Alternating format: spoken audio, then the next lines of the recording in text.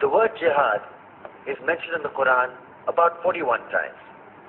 The words mercy, peace, and compassion are mentioned about 355 times. Yes, come in. Come on in, Riaz. Sit down, please. Contrary to popular belief in most Western cultures, Islam is a religion that preaches peace and tolerance. Yes, Patricia.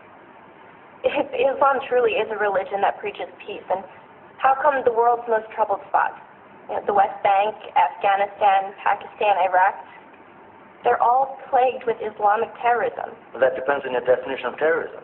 Some might argue that the U.S. invasions of countries like Iraq and Afghanistan are also acts of terrorism. No, those were acts of war to get rid of despotic regimes. Or a means of getting at a country's oil. Conspiracy theories. Well, may I? Yes, please. Go ahead, Riaz. Mr. Khan is right.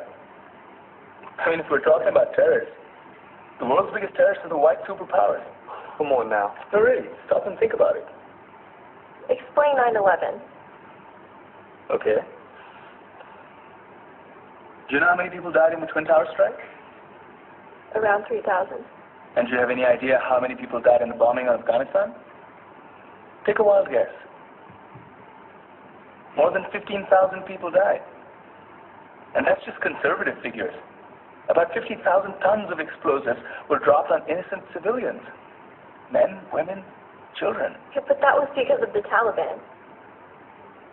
Now that you brought it up, did you know that the Taliban was a creation of the CIA to fight the Russians? Whatever. They were still harboring terrorists. Yeah, right. Terrorists that were never found. Just like the weapons of mass destruction that were never found in Iraq. Do you want to get into the death toll in Iraq? 500,000 civilians and counting.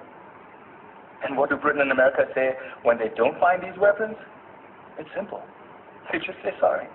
And still refuse to relinquish control of these countries. What are you trying to say? What I'm trying to say is that just because you're American, wear a fancy suit, and call yourself the president, doesn't make you any less of a terrorist. I'm saying that if you don't stop meddling in other people's countries, you will face a backlash.